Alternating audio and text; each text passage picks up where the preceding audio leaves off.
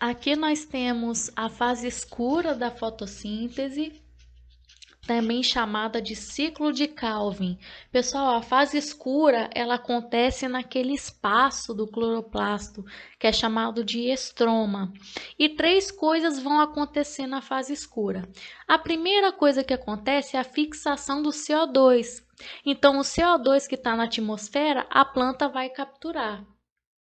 A partir desse CO2, várias reações vão acontecer e os açúcares vão ser produzidos. E depois que eles forem produzidos, uma molécula muito importante vai ser regenerada, que é chamada de ribulose, que a gente vai ver como que funciona. Então aqui eu coloquei um esqueminha.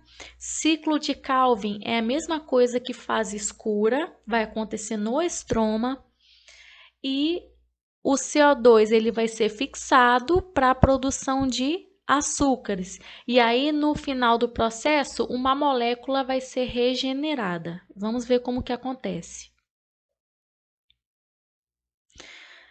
Pessoal, primeira coisa, não se assuste com esse esquema. Eu vou explicar passo a passo, vou tentar facilitar. Aqui do lado eu coloquei... Lembra daquele cloroplasto que eu coloquei no início da fase clara e escura? Aqui eu peguei só a parte que interessa para a gente, que é a da fase escura, também chamada de ciclo de Calvin. Então, como que acontece? Como eu falei para vocês, o CO2 vai entrar na fase escura. Então, aqui nós temos o CO2, que a planta vai fixar. Só que o CO2 ele não vai ficar sozinho, ele vai se juntar com uma molécula de 5 carbonos, que a gente pode contar. 1, 2, 3, 4, 5. É uma molécula de 5 carbonos. Então, o CO2 ele vai se juntar com essa molécula de 5 carbonos, que é chamada de ribulose. Então, os dois vão se juntar e produzir uma molécula chamada de fosfoglicerato. Professora, que nome é esse? Já começou a complicar. Tava gostando, mas agora tá difícil. Não, a gente vai repetir para a gente poder fixar. Então, vamos lá. O que acontece no início? O CO2 é fixado pela planta, só que ele não vai ficar sozinho, ele vai se juntar com alguém. Qual que é o nome da molécula com quem ele vai se juntar? É chamada de ribulose. Aí, quando o CO2 se junta com a ribulose, outro composto vai ser formado, que é chamado de fosfoglicerato, que são moléculas que têm 3 carbonos. São várias reações que vão acontecer para formar esse fosfoglicerato.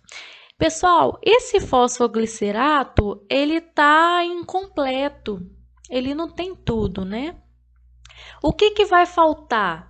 Esse fosfoglicerato, ele vai receber ATP e os hidrogênios que estão no NADPH e vão se transformar em gliceraldeído 3-fosfato. Professora, pelo amor de Deus, hein? Para que esse nome tão difícil? Ah, porque a biologia tem disso, né, pessoal? Mas a gente vai aprender.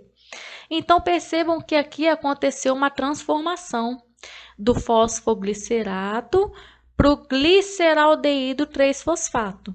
E como que acontece essa conversão? Através de ATP e NADPH. De onde que veio esse ATP e esse NADPH? Vieram lá da fase clara que a gente estudou. Então, para acontecer essa conversão, eu preciso do ATP e NADPH.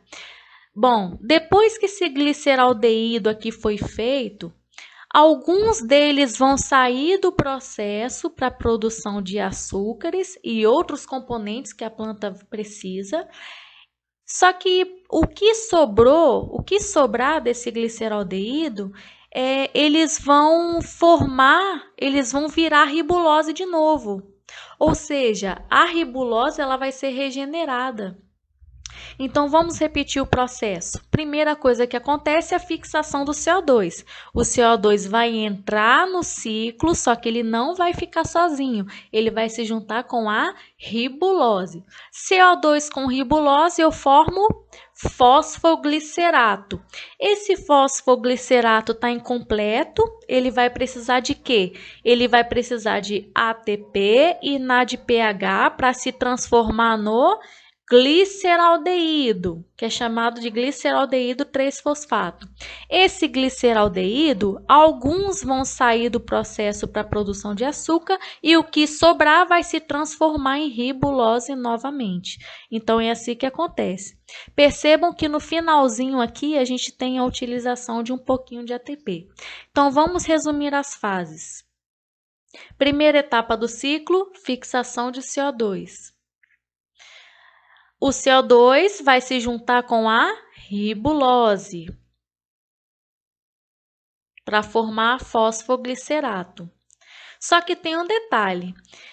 Qual que é a enzima que junta o CO2 com a ribulose? Ela é chamada de rubisco e é a enzima mais abundante do mundo. Por que que é a mais abundante? Na verdade, essa rubisco é uma proteína. Ela tem muito dessa proteína no mundo, por quê? Porque nós temos várias árvores, vários seres que fazem fotossíntese. Então, a gente vai ter uma grande quantidade de rubisco. Para que que ela serve? Para juntar esses dois aqui do início, o CO2 com a ribulose. Formando quem? Fosfoglicerato. Continuando.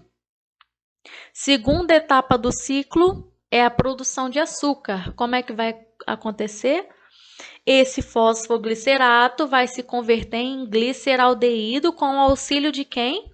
Do ATP e do NADPH. Então, vamos resumir aqui. Eles colocaram as quantidades, mas não fiquem apegados a isso. Você só tem que saber que foram utilizados ATP e NADPH. Esse gliceraldeído que foi formado, alguns, aqui nesse exemplo tem dois, né?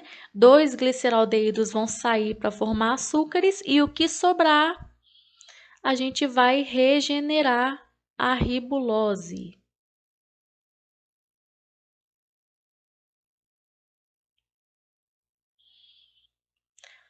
Resumindo o processo, a fase escura, ela vai depender indiretamente da luz. Por que que é de forma indireta? Porque a luz não está incidindo aqui nessa fase, né? Não vai ter de forma direta.